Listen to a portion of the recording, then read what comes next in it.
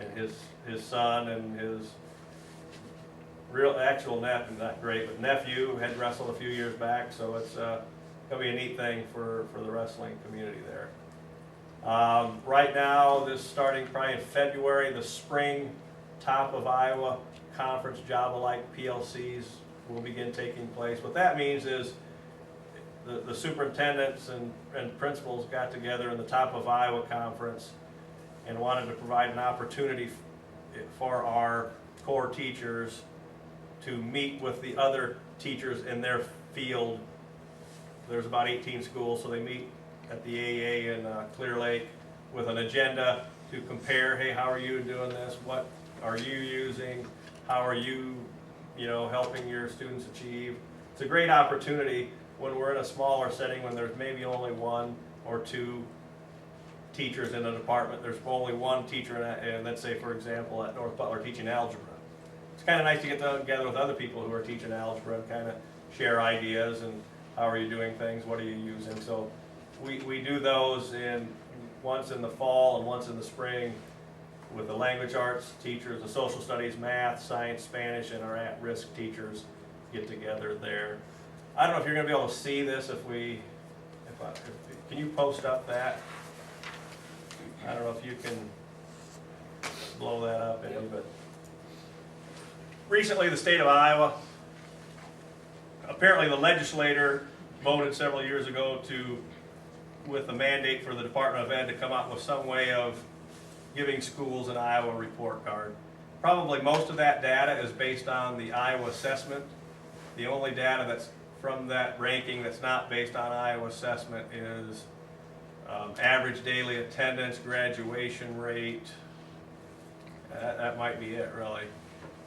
But when we heard that these report cards came out, I heard it on the news one day. I never heard of them, and all of a sudden on the news they're saying, "Hey, local schools report cards." So they said, "Here's a link." We looked at it. Okay, we were commendable. There's about 5 areas. There's the lowest is something like needs attention, bad, and then there's another one that's not too good, and then there's acceptable, and then there's commendable, and then there's high performance, and then there's excellent. And they have it set up kind of like a bell curve. Only 3% of the schools could be excellent. The next percentage would be high performance, and then the next group was commendable, acceptable, etc. Wasn't sure. Okay, we were commendable, and this is North Butler High School there. The one to the far right is the middle school. I think it was the same results there, but then I thought, I wonder how, maybe that's not very good, maybe it isn't good, I don't know, and looked at the schools in our conference, in the east side of our conference, and it turned out we were the highest one there. So we thought we were going to put that up in the gym like we have the basketball standings. We were going to put up the academic standings, at least this year. Maybe if it doesn't work out next year, we'll take them down. But then we look at some other schools in our area. If you scroll down, I want to say Clarksville was commendable. We were just a couple percentage. Dyke, we were a little bit, and we were higher than those. 2 areas in ours that actually were higher than ours, and talking Butler County, were Waverly Shell Rock by a percentage point, and Hampton Dumont. It shows you we were about 1 percentage point away from high performing. So it doesn't mean we're necessarily any better than anybody else, but it's nice when they have a report card. We're not at the bottom of the barrel anyway. So. I would just point out that all of our buildings were commendable or better on that. Yeah. What's this? The third column, the A, C, what does that mean? Okay. That's for the middle schools, whether they're commendable or not. Oh. Yes, Yeah. I was. Oh, those are yes. the middle school scores. Yep. Okay. Of those Thanks. schools. And Newman Catholic, if you look, that's the east side of our conference. Newman Catholic doesn't have that because they are not a public school.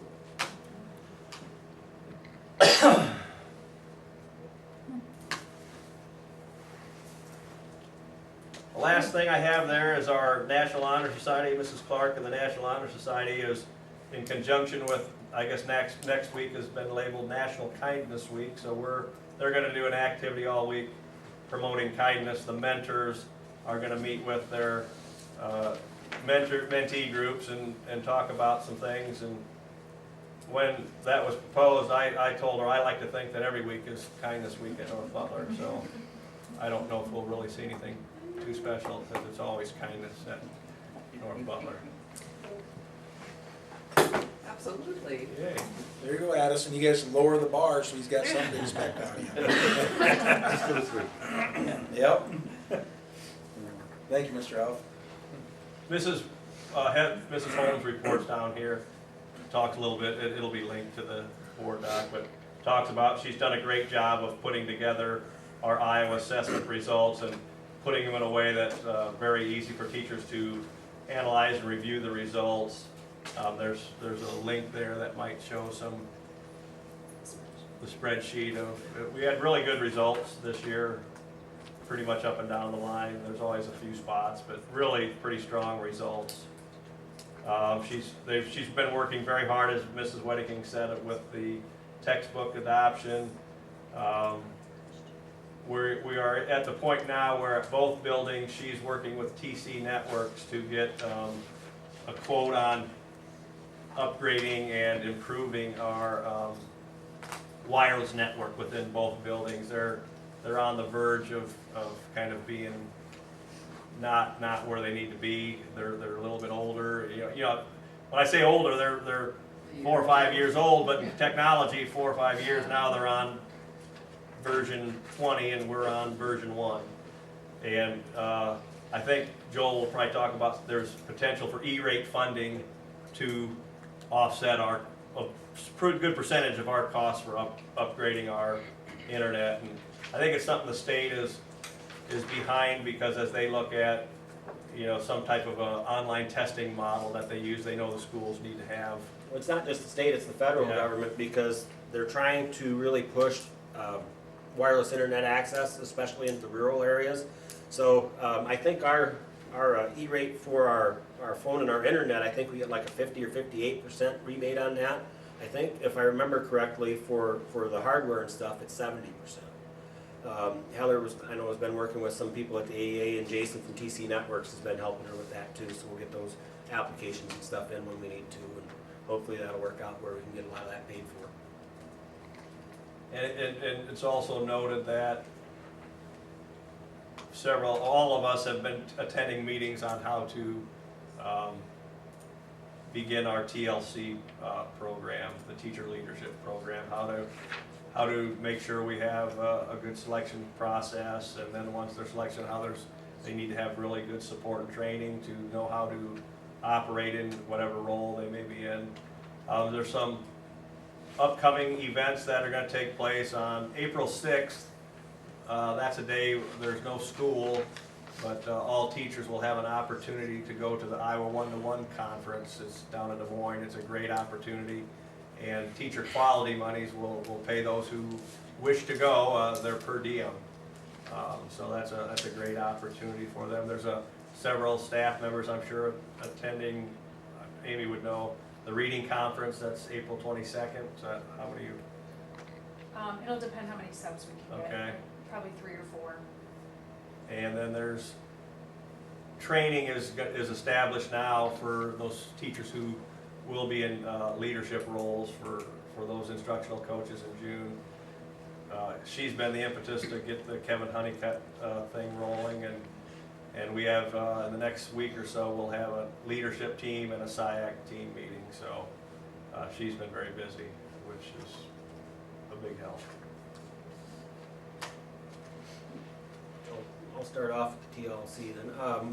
With some of the things that we've been to with the teacher leadership, the meetings that we've been to, the trainings, we see a need to rewrite our plan before we implement. So that's part of the impetus between having leadership teams and SIAC meetings, and then we'll have a meeting with the group that wrote the TLC program. And one of the things that we're seeing is not a lot of interest at the high school from teachers to be on a full-time release. So one of the things we're talking about is doing several part-time releases instead of full-times. And we also went back through our budget, and with our enrollment having gone down, our budget for TLC will go down. So instead of the $205,000, we're going to get about $190,000. So we have to relook at that budget, and that'll be part of that rewriting when we do that. So we've talked about it as an administrative team. We've been meeting on Tuesday mornings to go through some of this, and we're also doing a book study that's written by Diane Sweeney, who's one of the ladies. It's one of the coaches that they've been using throughout the state. And we're meeting to talk about that on Tuesday mornings also. It's interesting so far.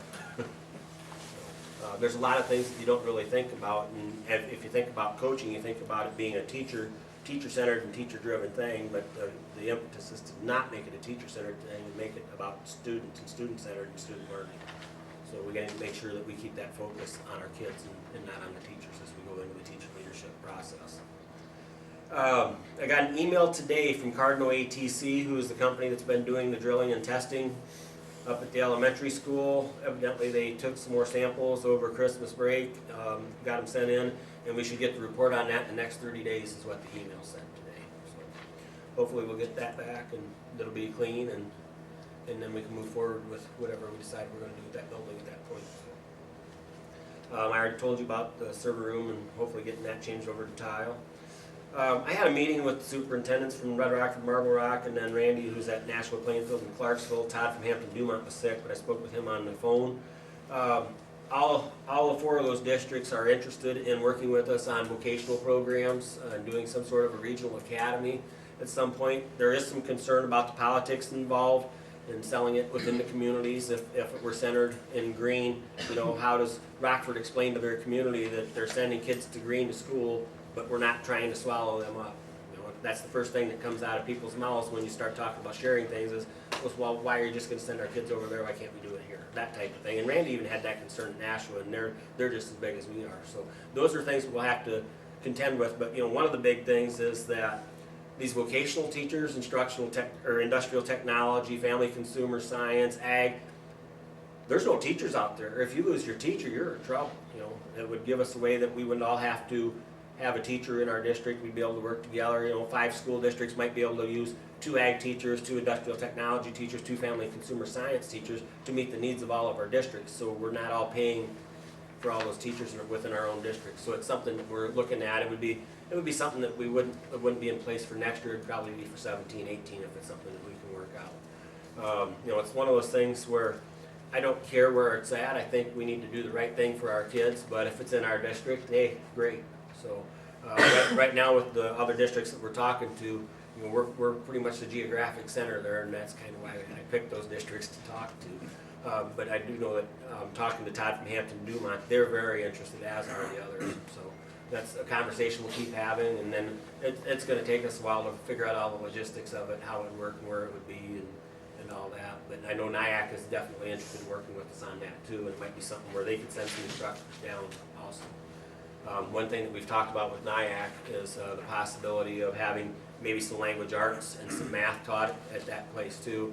And Mr. Huff is working on getting actually some of the classes from NIAC that they use in their vocational programs over there implemented into our curriculum for next year, so that those kids that are going into those extra programs that Bettina was talking about, the welding and the diesel and the automotive, they can take those classes here. They wouldn't transfer anywhere from NIAC because our teachers don't have enough hours, the Masters plus 18, if we need to teach it for the college credit, it would transfer to other colleges, but it would work for their programs at NIAC, so it would also help shorten up those kids' times within the program at NIAC and save them money. So we're working on getting that implemented into our curriculum for some of those classes too. It might be something where instead of one of the other lower math classes, we have the math for the vocational program. I don't remember what they called it, but they just number them like math ABC or ABC. Yeah. So, but that's something that we're working on to try to provide better opportunities for our kids and save them some money down the line.